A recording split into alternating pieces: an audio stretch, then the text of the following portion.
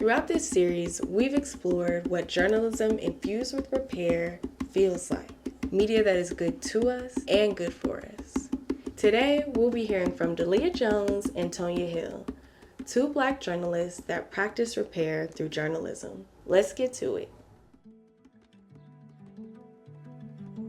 Storytelling is like part of who the fabric of my family is. Like I remember us sitting around a bonfire in the yard and just listening to all of the elders. My mama, like my aunties and uncles kind of talk about growing up. So I grew up in the backwoods of Deep East Texas, 8th generation Deep East Texan.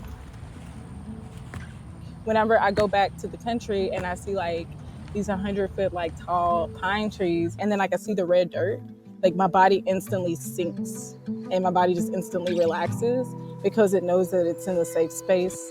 It knows that it's the place that I've always called home and that my family has called home for generations.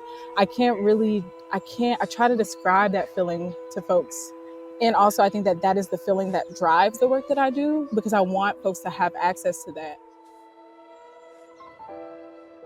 My youngest auntie, she's one of my favorite storytellers because she's always going to, make you laugh to the point of tears when she's telling you a story.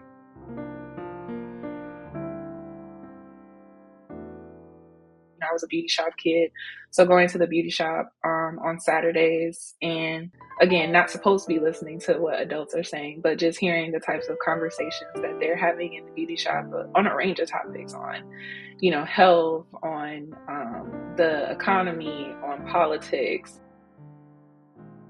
I was a church kid, so I think about that. It's all these women that I've been around, my whole life. It's just me being in all these different spaces and learning from them about how to tell a good story. Storytelling, I think the easiest way to put it is it's a map. It's a trail, right? So a story will tell you where you've been, and a story tells you where you need to go.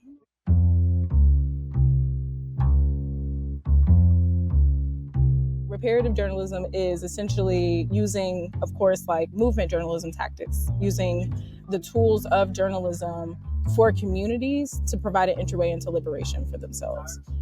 When we talk about repairing harm, how do we center community voice in storytelling? And journalism is a public good and it's for the people. So I think that is the really big thing that I've always tried to do.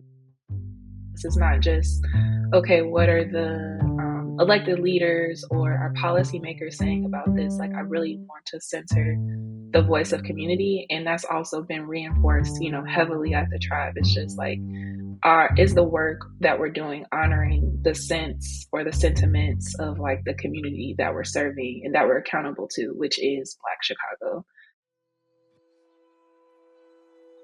I think that right there is the shift that's needed sometimes to begin movements, to begin to actually change people's minds, because when you know what that feeling is, you know what you're trying to protect.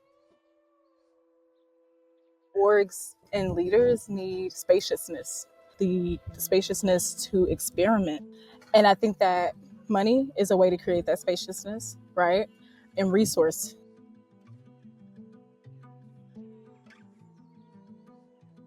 Part of that liberation is being home with ourselves. We don't know freedom until we truly understand what freedom is within our bodies and within our minds. I think that that's what reparative storytelling is. It brings you back home to yourself. I'm so grateful to DaLyah and Tonia for sharing what repair looks and feels like in their community. It feels like home, like safety, like freedom, and like liberation. So what could repair look like in your community? What media repair does your community need?